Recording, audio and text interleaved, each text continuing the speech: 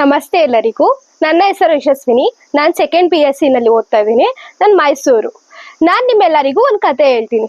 ಈ ಕತೆ ಏನಪ್ಪಾ ಅಂತ ಅಂದ್ರೆ ದುಷ್ಟ ಬುದ್ಧಿ ಮತ್ತು ಧರ್ಮ ಬುದ್ಧಿ ಅಂತ ಹೇಳಿ. ಈ ದುಷ್ಟ ಬುದ್ಧಿ ಮತ್ತು ಧರ್ಮ ಬುದ್ಧಿ ಏನಪ್ಪಾ ಅಂತ ಅಂದ್ರೆ ಇಬ್ರು ತುಂಬಾ ಒಳ್ಳೆಯ ಸ್ನೇಹಿತರಾಗಿರ್ತಾರೆ. ಸ್ನೇಹಿತರ ಏನಪ್ಪಾ ಅಂತ ಅಂದ್ರೆ ಅವರು ಮಾರಾಟ ಮಾಡಿ ಅಂದ್ರೆ ಸೀರೆಗಳನ್ನ ಅವರು ಮಾರಾಟ ಮಾಡೋದ್ರ ಮೂಲಕ ಅವ್ರ ಜೀವನನ ನಡೆಸ್ತಾ ಇರ್ತಾರೆ. ಅವರು ಜೀವನ ನಡೆಸೋದಿಕ್ಕೆ ಅವರ ಊರಿಂದ ಸೀರೆಗಳನ್ನ ತಗೊಂಡು ಬೇರೆ ಊರಿಗೆ ಹೋಗಿ ಮಾರಾಟ ಮಾಡಿ ಬರ್ತಾ ಇರ್ತಾರೆ. ಅವ್ರಿಗೆ ಎಷ್ಟಪ್ಪ ಆದಾಯ ಇರುತ್ತೆ ಅಂತ ಅಂದ್ರೆ ಅವ್ರಿಗೆ ಏನ್ ಬೇಕು, ಅವ್ರ ಕುಟುಂಬಕ್ಕೆ ಎಷ್ಟು ಸಾಗಾಣಿಕೆ ಮಾಡೋಕೆ ಬೇಕಾಗುತ್ತೆ, ಅವ್ರ ಕುಟುಂಬ ಸಾಗಿಸೋದಿಕ್ಕೆ ಎಷ್ಟು ಬೇಕಾಗುತ್ತೋ ಅಷ್ಟು ಅವರು ದುಡ್ಡನ್ನ ದುಡಿಮೆ ಮಾಡ್ತಾ ಇರ್ತಾರೆ. ಅವ್ರ ಜೀವನ ನೆಮ್ಮದಿಯಾಗಿ ನಡೀತಾ ಇರುತ್ತೆ. ಒಂದು ದಿನ ಏನಾಗುತ್ತೆ, ಧರ್ಮ ಬುದ್ಧಿಗೆ ಅವರು ಒಂದು ಅವರ ಇದನ್ನೆಲ್ಲ ಮುಗಿಸ್ಕೊಂಡು ಕೆಲಸನ ಮುಗಿಸ್ಕೊಂಡು ಬರ್ತಾ ಇರ್ತಾರೆ. ವ್ಯಾಪಾರನ ಮುಗಿಸ್ಕೊಂಡು ಬರ್ಬೇಕಾದ್ರೆ ದಾರಿಯಲ್ಲಿ ಒಂದು ಕುಡಿಕೆ ತುಂಬಾ ಚಿನ್ನದ ನಾಣ್ಯಗಳು ಕಾಣಿಸುತ್ತೆ. ಚಿನ್ನದ ನಾಣ್ಯಗಳು ಕಾಣಿಸಿದಾಗ ಧರ್ಮ ಬುದ್ಧಿ ಒಳ್ಳೆಯ ಬುದ್ಧಿಯವನಾಗಿದ್ದು ಅವನು ಆ ಧರ್ಮ ಬುದ್ಧಿಯನ್ನು ಉಪಯೋಗಿಸಿ ದುಷ್ಟ ಬುದ್ಧಿಗೂ ಕೂಡ ಇದನ್ನ ಹಂಚ್ಕೊಳ್ಳೋದ್ರ ಮೂಲಕ ಈ ಚಿನ್ನದ ನಾಣ್ಯಗಳನ್ನ ಇಬ್ರು ಸಮವಾಗಿ ಹಂಚ್ಕೊಳ್ಳೋಣ ಅಂತ ಹೇಳಿ ದುಷ್ಟ ಬುದ್ಧಿಯನ್ನು ಕರೆದು ತೋರಿಸ್ತಾರೆ. ನನಗೆ ಈ ರೀತಿ ಸಿಕ್ಕಿದೆ, ಇಬ್ರು ಇದನ್ನ ಸಮವಾಗಿ ಹಂಚ್ಕೊಳ್ಳೋಣ ಅಂತ ಹೇಳ್ತಾನೆ. ಆಗ ದುಷ್ಟ ಬುದ್ಧಿಯು ಕೂಡ ಯೋಚನೆ ಮಾಡಿ ಸರಿ ಆಯ್ತು, ಇದನ್ನ ಸಮವಾಗಿ ಹಂಚ್ಕೊಂಡು ನಾವು ನಮ್ಮ ಮನೆಗೆ ತಗೊಂಡು ಹೋಗೋಣ ಅಂತ ಹೇಳ್ತಾನೆ. ಬಟ್ ಆದ್ರೆ ಧರ್ಮ ಬುದ್ಧಿಯು ಬುದ್ಧಿವಂತನಾಗಿದ್ದು ಅವನು ಇಲ್ಲ, ಇದನ್ನ ಪೂರ್ತಿ ಪ್ರಮಾಣದಲ್ಲಿ ನಾವು ಮನೆಗೆ ತಗೊಂಡೋದ್ರೆ ಇದನ್ನ ಬೇರೆ ರೀತಿ ಬಳಸ್ಕೊಳ್ಳುವಂತ ಅವಶ್ಯಕತೆ ಇರುತ್ತೆ, ಅಥವಾ ಏನಾದ್ರೂ ಇದು ಹಾಳಾಗಿ ಹೋಗ್ಬೋದು. ಆದ್ರಿಂದ ನಾವು ಇದನ್ನ ಬಳಸ್ಕೊಳ್ಳೋದು ತುಂಬಾ ತಗೊಂಡೋಗೋದು ಬೇಡ. ಇದನ್ನ ನಮ್ಗೆ ಎಷ್ಟು ಬೇಕು ಖರ್ಚಿಗೆ ಅಷ್ಟು ತಗೊಂಡೋಗಿ ಮಿಕ್ಕಿದನ್ನ ಇಲ್ಲೇ ಇಟ್ಟು ಹೋಗೋಣ ಅಂತ ಹೇಳ್ತಾರೆ.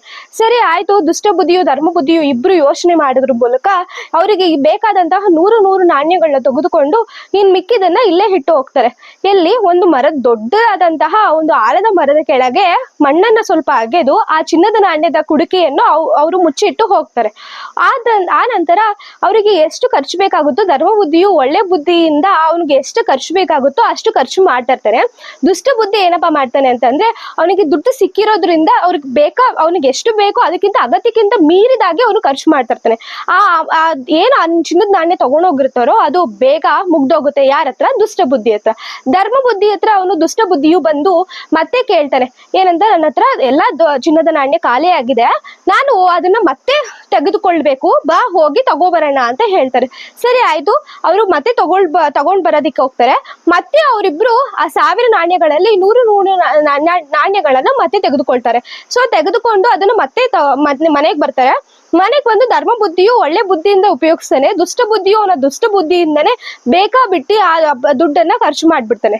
ನಂತರ ಅವರು ಒಂದಿನ ದುಷ್ಟ ಬುದ್ಧಿ ಕೂತ್ಕೊಂಡು ಯೋಚನೆ ಮಾಡ್ತಾನೆ, ಏನಂತ, ಇನ್ನ 600 ನಾಣ್ಯಗಳಿವೆ, ಆ 600 ನಾಣ್ಯಗಳಲ್ಲಿ ಇಬ್ರಿಗೂ ಸಮವಾಗಿ ಹಂಚ್ಕೊಳ್ಳೋದಾದ್ರೆ 300 ನಾಣ್ಯಗಳು ಬರುತ್ತೆ. ಆದರೆ ನಾನು ಧರ್ಮ ಬುದ್ಧಿಗೆ ಕೊಡದಂತೆ ಒಬ್ಬನೇ ತೆಗೆದುಕೊಂಡರೆ 600 ನಾಣ್ಯವು ನನ್ನದಾಗಿರುತ್ತೆ, ಹಾಗೆ ಅದನ್ನ ನಾನು ಬಳಸ್ಕೊಂಡು ಈ ಊರಿಗೆ ತುಂಬಾ ಕೋಟ್ಯಾಧಿಪತಿ ಆಗ್ಬೋದು ಅಂತ ಯೋಚನೆ ಮಾಡ್ತಾನೆ.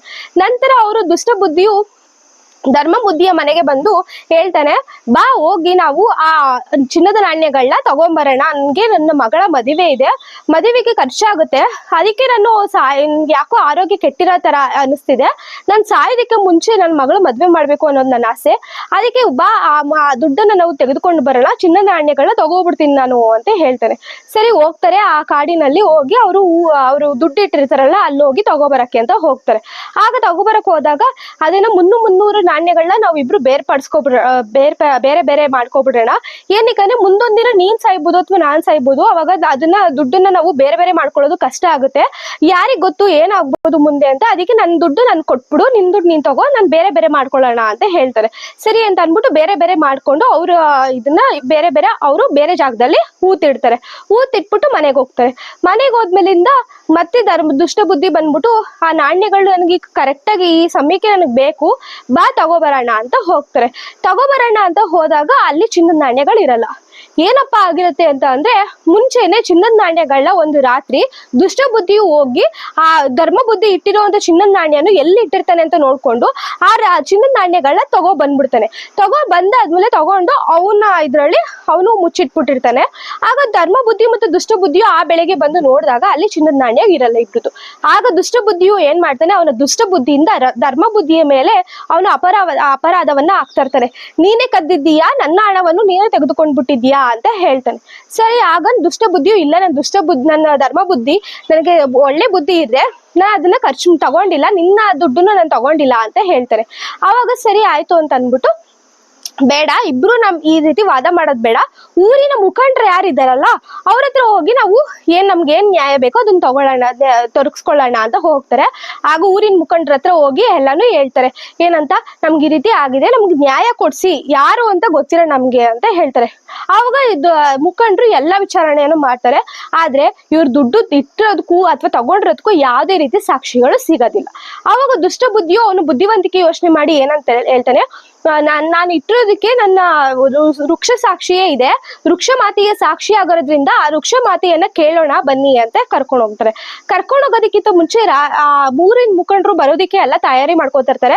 ತಯಾರಿ ಮಾಡ್ಕೊಳ್ಳೋ ಅಷ್ಟರಲ್ಲಿ ದುಷ್ಟ ಬುದ್ಧಿ ಬಂದು ಅವ್ರ ತಂದೆಯನ್ನ ಕರೆದು ತಂದೆಗೆ ಎಲ್ಲ ಹೇಳ್ತಾನೆ, ಹಿಂಗಾಗಿದೆ ಅಂತೆಲ್ಲ ಹೇಳಿ ತಂದೆಗೆ ಅವನು, ನೀನು ಮರದ ಹಿಂದೆ ನಿಂತ್ಕೊಂಡು ವೃಕ್ಷ ಮಾತೆಯಾಗಿ ನೀನು ಮಾತಾಡ್ಬೇಕು, ವೃಕ್ಷವಾಗಿ ನೀನು ಸಾಕ್ಷಿ ಹೇಳ್ಬೇಕು, ಏನಂತ ಧರ್ಮ ಬುದ್ಧಿಯ ಹಣವನ್ನು ತೆಗೆದುಕೊಂಡಿದ್ದಾನೆ ಅಂತ ಹೇಳ್ಬೇಕು ನೀನು ಅಂತ ಹೇಳ್ಕೊಡ್ತಾರೆ. ಆಗ ಅವ್ರ ತಂದೆಯು ಕೂಡ ಹೇಳ್ತಾರೆ, ಇಲ್ಲ ಕಣಪ್ಪ, ಇದ್ ಮಾಡೋದು ತಪ್ಪು, ಈ ರೀತಿ ಮಾಡ್ಬಾರ್ದು ನಾವು ಅಂತ ಹೇಳಿದ್ರು ಕೂಡ ಅವರಿಗೂ ಕೂಡ ಹಣದ ಆಸೆಯನ್ನು ತೋರಿಸಿ ಇವರು ಅವರಿಗೂ ಮೋಸ ಮಾಡುವಂತೆ ಮಾಡ್ತಾನೆ. ಮಾಡಿ ಅಲ್ಲಿ ಹೋಗಿ ಮರದ ಹಿಂದೆ ನಿಂತ್ಕೊಳ್ಳೋದಿಕ್ಕೆ ಹೇಳ್ತಾನೆ. ಆಗ ರಾಜರು, ಊರಿನ ಮುಖಂಡರು ಎಲ್ಲ ಬರ್ತಾರೆ, ಅದ್ರ ಜೊತೆಗೆ ಧರ್ಮ ಬುದ್ಧಿಯು ಬರ್ತಾನೆ. ಹೋಗೋದಕ್ಕಿಂತ ಮುಂಚೆ ದುಷ್ಟ ಬುದ್ಧಿಯು ಅಲ್ಲೇ ಇರ್ತಾನೆ. ಆಗ ನಂತರ ಹೋಗಿ ಅವರು ಕೇಳ್ತಾರೆ ಮುಖಂಡರು. ಅವಾಗ ವೃಕ್ಷ ಮಾತೆಯು ಸಾಕ್ಷಿ ಹೇಳುತ್ತೆ, ಏನಂತ, ಧರ್ಮ ಬುದ್ಧಿಯೇ ದುಷ್ಟ ಬುದ್ಧಿಯ ಹಣವನ್ನು ತೆಗೆದುಕೊಂಡಿದ್ದಾನೆ, ಅವನೇ ಕಳ್ತನ ಮಾಡಿದ್ದಾನೆ ಅಂತ. ಅವಾಗ ಧರ್ಮ ಬುದ್ಧಿಗೆ ಆಶ್ಚರ್ಯ ಆಗುತ್ತೆ, ಇದೇಗೆ ವೃಕ್ಷ ಒಂದು ಸಾಕ್ಷಿ ಹೇಳೋದಕ್ಕೆ ಸಾಧ್ಯ ಅಂತ ಹೇಳಿ ಯೋಚನೆ ಮಾಡ್ತಾನೆ. ಧರ್ಮ ಬುದ್ಧಿಯು ತುಂಬಾ ಬುದ್ಧಿವಂತನಾಗಿದ್ದು ಅವನು ಯೋಚಿಸ್ತಾನೆ, ಇದಕ್ಕೆ ಏನಾರು ಒಂದು ಪರಿಹಾರ ತರಬೇಕು ಅಂತ. ನಂತರ ಸ್ವಲ್ಪ ಕಟ್ಟಿಗೆಗಳನ್ನೆಲ್ಲ ತಗೋತಾನೆ. ಅಲ್ಲಿ ಕಟ್ಟಿಗೆಗಳನ್ನ ತಗೊಂಡು ಅಲ್ಲಿ ಮರದ ಕೆಳಗಡೆ ಹಾಕಿ ಹೊಗೆ ಹಾಕ್ತಾರೆ ಸ್ವಲ್ಪ. ಆ ಹೊಗೆಯಿಂದ ಮರದ ಹಿಂದೆ ನಿಂತಿದ್ದಂತಹ ದುಷ್ಟ ಬುದ್ಧಿಯ ತಂದೆಯು ಕೆಮ್ಮಿನೊಂದಿಗೆ ಹೊರಗಡೆ ಬರ್ತಾರೆ. ಅವ್ರು ಕೆಮ್ತ ಈಚೆ ಬಂದಾಗ ಅವ್ರ ಏನ್ ನಾಟಕ ನಡೀತಿತ್ತು ದುಷ್ಟ ಬುದ್ಧಿ ಅವ್ರ ತಂದೆದು ಅದೆಲ್ಲ ಬಯಲಾಗ್ಬಿಡುತ್ತೆ ಊರಿನ ಮುಖಂಡರ ಎದುರುಗಡೆ.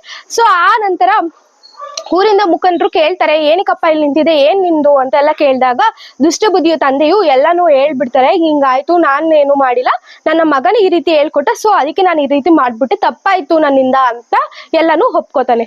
ಆ ನಂತರ ಗೊತ್ತಾಗುತ್ತೆ ಧರ್ಮ ಬುದ್ಧಿಯು ಕಳ್ತನ ಮಾಡಿಲ್ಲ, ಅವನು ಯಾವುದೇ ರೀತಿ ಮೋಸ ಮಾಡಿಲ್ಲ ಅಂತ. ಆಗ ದುಷ್ಟ ಬುದ್ಧಿಗೆ ಜೈಲಿಗೆ ಹೋಗುವಂತ ಒಂದು ಸಂದರ್ಭ ಬರುತ್ತೆ. ಅವರ ತಂದೆಯೂ ಕೂಡ ಜೈಲಿಗೆ ಹೋಗ್ತಾರೆ. ಆಗ ಧರ್ಮ ಬುದ್ಧಿಯು ಆ ಹಣವನ್ನು ಎಷ್ಟು ಊರಿನ ಮುಖಂಡರಿಗೆ ಒಪ್ಪಿಸ್ಬೇಕೋ ಅಷ್ಟು ಒಪ್ಪಿಸಿ ನಂತರ ಇವನಿಗೆ ಉಡುಗೊರೆಯಾಗಿ ಏನು ಬರುತ್ತೋ ಧರ್ಮ ಬುದ್ಧಿಗೆ ಆ ಉಡುಗೊರೆ ಹಣವನ್ನು ತೆಗೆದುಕೊಂಡು ಅವನ ಸಂಸಾರದೊಂದಿಗೆ ಚೆನ್ನಾಗಿರ್ತಾನೆ. ಈ ಮಾರಲ್ ಆಫ್ ದ ಸ್ಟೋರಿ ಏನಪ್ಪಾ ಅಂತ ಅಂದ್ರೆ, ಯಾರಿಗೂ ಮೋಸ ಮಾಡಬಾರ್ದು, ಸ್ನೇಹದಲ್ಲಿ ಯಾವತ್ತು ನಂಬಿಕೆ ಇರುತ್ತೆ ಆ ನಂಬಿಕೆಯನ್ನ ಕಳ್ಕೋಬಾರ್ದು, ದುರಾಸೆ ಪಟ್ಟವನಿಗೆ ಕೊನೆಗಾಲದಲ್ಲಿ ಅವನ ದುರಾಸೆಯೇ ಅವನ ಕಷ್ಟಕ್ಕೆ ಕಾರಣವಾಗುತ್ತೆ ಅನ್ನೋದನ್ನ ತಿಳ್ಕೊಬಹುದು. ಎಲ್ಲರಿಗೂ ಧನ್ಯವಾದಗಳು. ಈ ಕತೆ ನಿಮ್ಗೆಲ್ಲರಿಗೂ ಇಷ್ಟವಾಗಿದೆ, ಶೇರ್ ಮಾಡಿ, ಕಮೆಂಟ್ ಮಾಡಿ. Thank you.